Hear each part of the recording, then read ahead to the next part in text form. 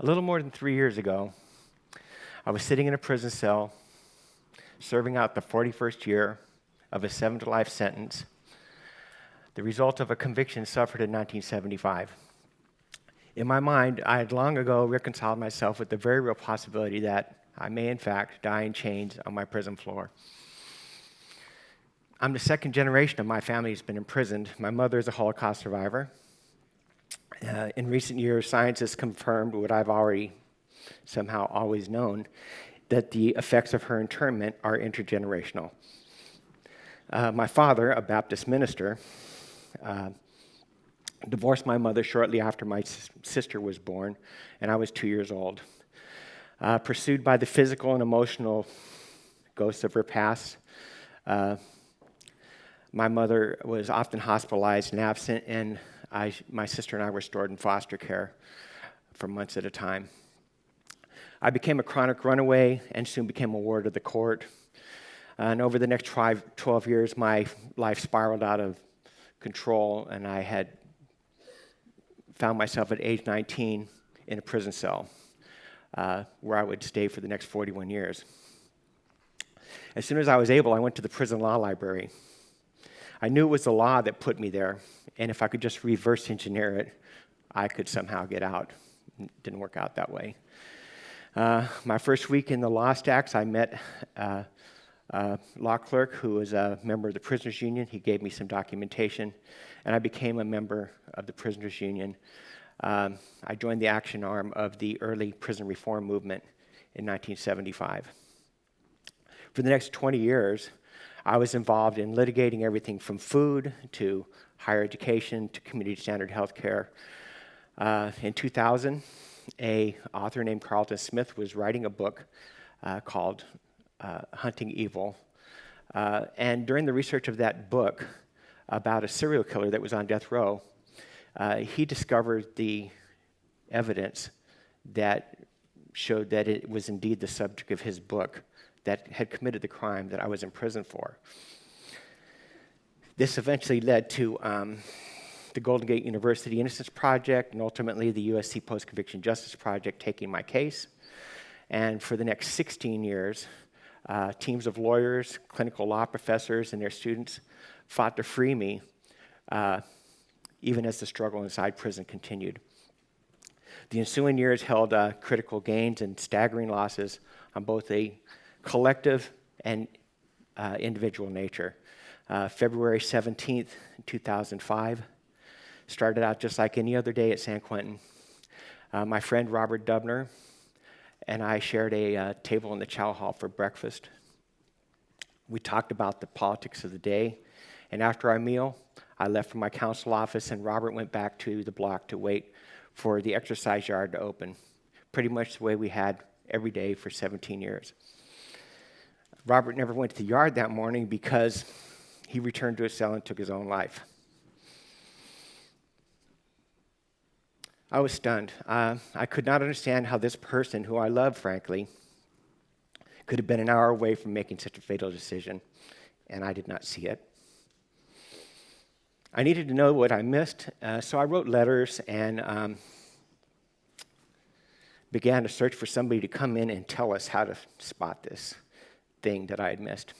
After several months, I heard from Marsha Blackstock and Diane Banyan from an organization called Bay Wars, a crisis intervention, sexual assault, and suicide prevention hotline.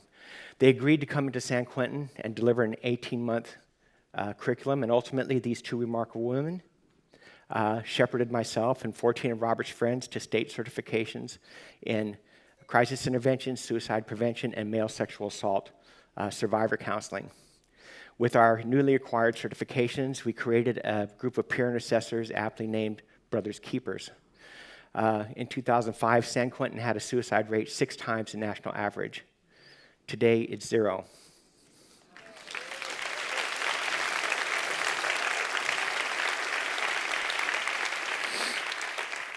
In 2008, in the course of a long and protracted suit against the guards union, I was attacked by white supremacists and thrown from the 3rd tier of North Block. My injuries were serious. I ended up in the California Medical Facility, a prison hospital in Vacaville, California. In 2011, midway through my recovery, I received word that a close friend of mine, Wayne Cobb, had been transferred to the prison and wanted to see me. When I asked what block he was in, I was told he was in hospice. I was confused. Where, I asked, is hospice?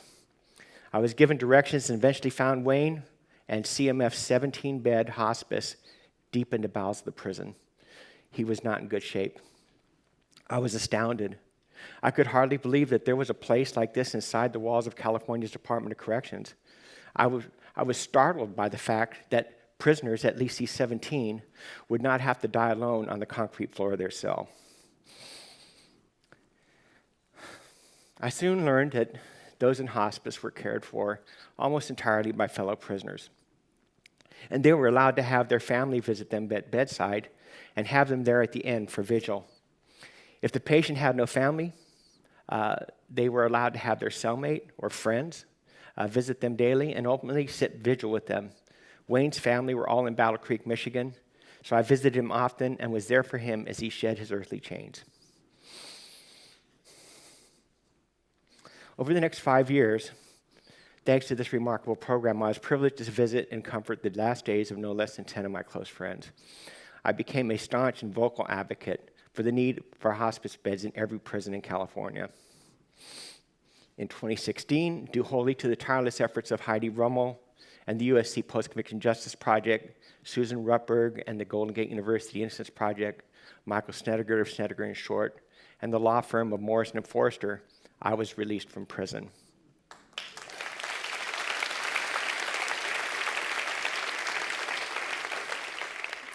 Standing outside the gates I entered through 41 years before, the feeling was familiar. Once again, I felt naked and defenseless, without an ability to recognize a world that, like me, had changed so much. There to meet me was my friend and now wife, Deborah, and a videographer from KQED. Over the next 6 months, Deborah remained my constant support and introduced me to everything from cell phones to spontaneous adventures. Most remarkably, I found every new thing validated and provided some reason for all that I had gone to before.